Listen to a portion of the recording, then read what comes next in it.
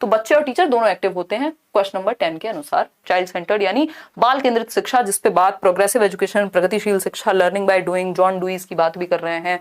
अगर हम बात करें आपके फ्रेडरिक फ्रॉबेल से लेके मॉन्टेसरी तक, सब चाइल्ड सेंटर्ड एजुकेशन की पैरवी करते हैं। फर्स्ट ऑप्शन आपके सामने मतलब क्वेश्चन है क्वेश्चन नंबर 11 और कहता है, ये बहुत नया टाइप है इस बार के सीटेट के एग्जाम में, ऑनलाइन एग्जाम में। एक तो कथन दिया हुआ है असर्टिव और रीजन दिया हुआ है, यानी इसका तर्क दिया है। यानी एक तो है कथन, इसको पढ़ना है, फिर इस कथन का तर्क क्या है उसको पढ़ना है। दोनों सही हैं, दोनों में से कोई एक सही है या दोनों गलत हैं, ये संभावनाएं होती हैं, तो उसको ध्यान में रखना है। असर्शन है, in the classrooms boys have the potential to perform much better than the girls in mathematics and science. यानी कक्षाओं में लड़के गणित व विज्ञान में लड़कियों से कहीं बेहतर प्रदर्शन करने की क्षमता रखते हैं। मतलब ये कहा गया है, ये स्टेटमेंट दिया है कि लड़के तो अच्छे होते हैं गणित और साइंस में लड़कियों से। आज ही हम जेंडर का टॉपिक कर रहे थे और यूट्यूब पे भी आपने देखा होगा, मैंने पहले कराया है। ये बात बिल्कुल सिरे से गलत है। ऐसा कोई भी ये फैक्ट नहीं है कि लड़के अच्छे होंगे गणित में और साइंस में। अगर हैं तो इसका मतलब उनको एनवायरनमेंट ज्यादा अच्छा दिया गया है या कोई और रीजन हो सकता है, इंडिविजुअल डिफरेंस का मामला हो सकता है, पर्सनल प्रेफरेंस का मामला हो सकता है। जरूरी नहीं है, इसका मतलब ये नहीं है कि लड़कियां सारी खराब हैं गणित में। नहीं तो हम शकुंतला देवी का नाम नहीं सुनते, मूवी भी बनी है उन पे, देख लीजिएगा कभी। आर फॉर रीजन, यानी इसका रीजन क्या दे रहे हैं सुनिए जरा। भाई हर किसी का तो अपना रीजन ही होता है ना, जो इंसान गलत भी कर रहा है उसकी भी अपनी रीजनिंग है, चोरी करने वाले की भी रीजनिंग होगी अपने पास रखी हुई। तो रीजन की अगर हम बात करें तो रीजन है mathematical reasoning and scientific ability come naturally to boys than girls. कि भैया लड़कों में लड़कियों की अपेक्षा गणितीय तर्क व वैज्ञानिक क्षमताएं सहज रूप से मौजूद होती, नेचुरली, भगवान की देन। ऐसा नहीं होता है ना, कोई भगवान की देन नहीं होती। ठीक, ये इंटरेस्ट का मामला है और एनवायरमेंट का मामला है। तो ये दोनों ही बातें बिल्कुल सिरे से नकारेंगे हम इनको। और अगर आप नहीं नकारेंगे तो नंबर तो आपको मिलेगा ही नहीं, वैसे भी आप जीवन में खराब स्थिति में जाएंगे। तो both A and R are false, दोनों ही बातें गलत हैं। ना तो ये स्टेटमेंट सही है, ना इसका रीजन सही है। ठीक, तो D option is the right answer. अगर दोनों में से कोई एक भी सही होता तो हम बाकी ऑप्शंस के साथ जाते। क्वेश्चन नंबर 12 देखिएगा, नेशनल एजुकेशन पॉलिसी 2020 राष्ट्रीय शिक्षा नीति 2020 किस पर बल देती है। इस पर मैं एक कंप्लीट वीडियो 1 घंटे से ज्यादा का बना चुकी हूँ, वो सेशन यूट्यूब पर भी है, तो आप उसको देख लीजिए एक बार। नेशनल एजुकेशन पॉलिसी एनईपी किस चीज पर जोर देती है, बच्चे की भलाई पे देगी, ऐसा तो है नहीं कुछ अगेंस्ट चली जाएगी बच्चे के। तो फ्लेक्सिबिलिटी ऑफ द करिकुलम, हाँ अच्छी बात है, लचीलापन होना चाहिए, करिकुलम में फ्लेक्सिबिलिटी होनी चाहिए। स्टैंडर्डाइजेशन के जमाने जा चुके हैं। स्टैंडर्डाइजेशन यानी मानकीकृत, मानकीकृत नहीं, हमें डिफरेंशिएटेड चाहिए जिसमें हम बच्चे को ध्यान में रख सकें, उसके इंडिविजुअल डिफरेंसेस को ध्यान में रख सकें। स्टैंडर्डाइजेशन में क्या होता है, मानकीकरण के चक्कर में हम बच्चे की व्यक्तिगत विभिन्नताओं को भूल जाते हैं। ये भूल जाते हैं कि बच्चे अलग अलग ढंग से सीख सकते हैं। हम सबके लिए एक ही जैसा पेपर बनाते हैं और सबको एक ही डंडे से हाँकने का प्रयास करते हैं, तो ये तो गड़बड़ है। पाठ्य पुस्तकों का गैर संदर्भीकरण यानी डी कॉन्टेक्चुअलाइजेशन ऑफ टेक्स्ट बुक्स, यानी ऐसी टेक्स्ट बुक लिख दो जिससे बच्चा कनेक्ट ही ना करे, जो बच्चे के जीवन से दूर दूर तक संबंधित ना हो, है ना। बच्चा दिल्ली से है और आप केरला की बात कर रहे हैं, है ना, या फिर चलो केरला तक तो फिर भी ठीक था, वो जान जाएगा कि वहां क्या चल रहा था, लेकिन बच्चे के एनवायरमेंट से रिलेटेड कुछ है ही नहीं, वो कनेक्ट ही नहीं कर पाता खुद को, तो प्रॉब्लम है। इसीलिए हम अलग अलग राज्य की अलग अलग चीजों के आप देखते हैं, अगर ईवीएस भी पढ़ेंगे तो उसमें तरह तरह की कहानियां हैं, जिससे उसमें डाइवर्सिटी है, ताकि कॉन्टेक्स्ट से जुड़े वो अलग अलग बच्चों के।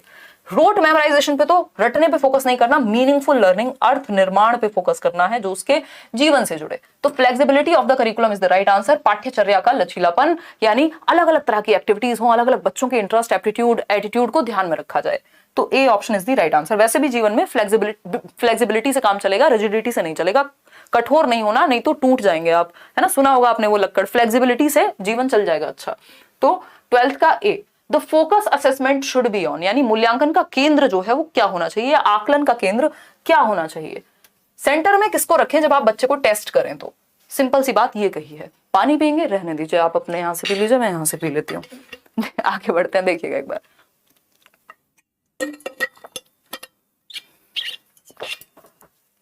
तुम्हें भी ना नहीं मिलेगा, ले लो, जाओ ऐश करो यार, बहुत बड़ा दिल है मेरा, पानी तो ऐसे ही बांट देती हूँ। देखो एक बार, अपनी बॉटल लेके नहीं बैठती हो। The focus assessment should be on, यानी जब आप आकलन कर रहे हैं तो फोकस किस चीज पे होना चाहिए, बताइएगा। पहला ऑप्शन है reflecting what all the learners can not do, यानी अधिगम करता क्या नहीं कर सकता, इसका चित्रण करना। क्या नहीं कर सकता पे फोकस करेंगे आप, रिफ्लेक्ट सिर्फ इस चीज पे करेंगे, क्या नहीं कर सकता बच्चा, कैसे कर सकता है, क्या कर सकता है, पोटेंशियल पे फोकस करना है हमें। बी ऑप्शन है specifying the performance of the learners in comparison to the others in class, अगर आप दूसरे बच्चों से बच्चे को कंपेयर करेंगे तो ये उसके लिए नकारात्मक साबित होगा। आप बच्चे की आज की परफॉर्मेंस को उसकी कल की परफॉर्मेंस से कंपेयर कीजिए कि बेटा तुम 2 महीने पहले ऐसे थे, आज ऐसे हो। अच्छे हुए हो तो बहुत अच्छी बात है, और अच्छे बनो। नहीं हुए हो तो तुमको अपने आप से इंस्पायर होने की जरूरत है, ठीक है ना। Labelling the child into a normative category, यानी बच्चे को आप लेबल नहीं कर सकते, उस पर ठप्पा नहीं लगा सकते, कोई नहीं होते आप उस पर ठप्पा लगाने वाले, हर बच्चा अलग है। Detailing what and how the learner has been learning, ये जरूरी है। आप आकलन इसलिए कर रहे हैं, आप बच्चे को जांच इसलिए रहे हैं कि आप ये देख पाएं कि बच्चा क्या और कैसे सीखता है, ताकि उसको आप और अच्छा सिखा पाएं और मजेदार सिखा पाएं आप उसको, है ना, उसके पोटेंशियल के अकॉर्डिंग उसको आगे लेकर के जा पाए। नोट्स जल्दी डलवा देंगे, आप टेंशन मत लो। बहुत बढ़िया सौरभ, ग्रेट।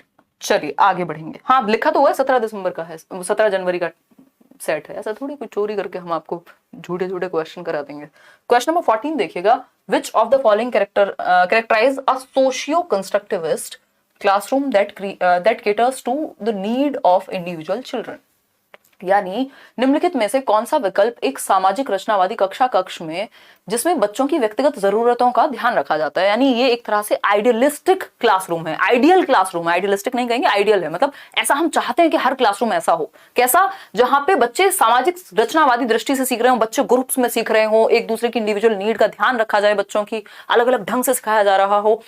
इस केस में कौन सा ऑप्शन सही है? फिक्स्ड सीटिंग अरेंजमेंट, यानी बच्चा एक जगह से हिल भी नहीं सकता, तो ये तो कंस्ट्रक्टिविस्ट क्लासरूम नहीं हुआ। रचनावाद तो बच्चा एक्टिव होगा ना क्लासरूम में, ठीक है ना चरणजीत। फिर आता है B option, teacher giving only instructions and expecting the children to be totally obedient. अब ये तो टीचर सेंटर्ड क्लासरूम हो गए दोनों ही। चाइल्ड सेंटर्ड कौन सा होगा? एक तो देखो रचनावाद में जिसपे एनसीएफ भी बेस्ड है आपका, एनसीएफ जो है नेशनल करिकुलम फ्रेमवर्क, राष्ट्रीय पाठ्यचर्या की रूपरेखा 2005, किस पे बेस्ड है? कंस्ट्रक्टिविज्म पर, रचनावाद पर। और रचनावाद ये कहता है कि बच्चे का एक्टिव होना जरूरी है, बच्चे का कंस्ट्रक्टिव होना, नाम से ही लिखा हुआ कंस्ट्रक्टिविज्म यानी रचनावाद, बच्चा रचना करेगा, ज्ञान का सृजन करने की क्षमता बच्चे में है, ऐसा पियाजे वाइगोस्की दोनों मानेंगे। तो ये बात भी गलत हो गई। मेमोराइजेशन तो मतलब रटने पे फोकस कर दिया आपने, बच्चा जहां एक्टिव होगा वो बेस्ट ऑप्शन है।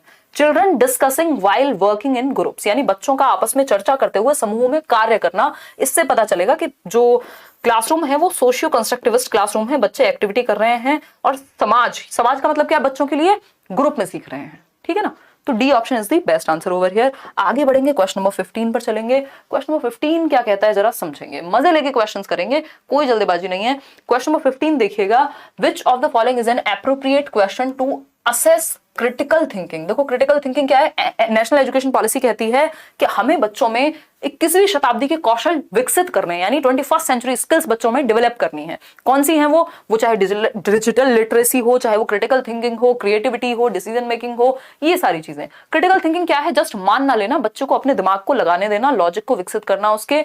तो पहला ऑप्शन अगर हम देखें कि आपको ये देखना है कि बच्चा आलोचनात्मक चिंतन उसके अंदर को बढ़ावा दे पा रहे हैं आप या नहीं दे पा रहे हैं, मतलब उसको सोचने पर मजबूर कर पा रहे हैं या नहीं कर पा रहे हैं, इन शॉर्ट बात ये है, ठीक। तो आपको 325 में 48 जुड़वाने को कहा गया, तो ये तो सिंपल जो आपने सीखा है उसको अप्लाई कर दिया, इसमें कहां आपके चिंतन पे जोर पड़ा। अगर आपको आता है एडिशन तो आप जोड़ देंगे, नहीं तो नहीं।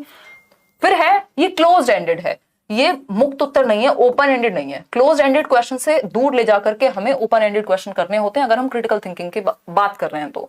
बी ऑप्शन है, in which year was the child marriage restrain act passed, यानी अगर हम बाल विवाह प्रतिबंधन अधिनियम की बात कर रहे हैं तो किस साल आया था, तो जिसको याद होगा वो बता देगा, इसमें कौन सा उसने अपनी रिसर्च थोड़े ना लगाई है कुछ, तो ये भी मेमोरी बेस्ड क्वेश्चन है। डिफाइन द टर्म रेसिप्रेशन, अगर आप रेसिप्रेशन को डिफाइन करने की बात कर रहे हैं तो अगेन ये मेमोरी बेस्ड क्वेश्चन है, उसको याद होगा तो बता देगा, उसने खुद तो बनाया नहीं है रेस्पिरेशन।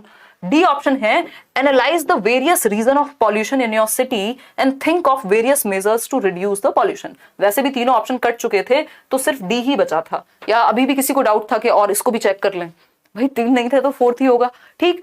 तो अपने शहर में प्रदूषण के विभिन्न कारणों का विश्लेषण कीजिए और प्रदूषण करने के विभिन्न उपाय सोचिए। प्रदूषण करने के, प्रदूषण को दूर करने के, रिड्यूस करने के, कम करने के, है ना। ये या तो हमारे टाइपिस्ट जी का कमाल है या फिर आपके सीटेट ने ही, सीबीएसई ने ही गलत दे दिया होगा, दोनों में से एक हो सकता है, ठीक है ना। तो प्रदूषण कम करने के उपाय सोचे बच्चा, और क्या रीजन हो सकते हैं जिसकी वजह से पॉल्यूशन होता है, तो बच्चे को सोचना पड़ेगा। अरे मेरे पिताजी भी अकेले जाते हैं गाड़ी में पॉल्यूशन फैलाते हुए, है ना, उनको बस में भेजूंगा कल से, तो वो बताएगा ऐसा कुछ कुछ, ठीक है ना। तो बच्चे की सोच जागृत होगी, वो क्रिटिकली अलग अलग ढंग से सोचेगा। एक पॉइंट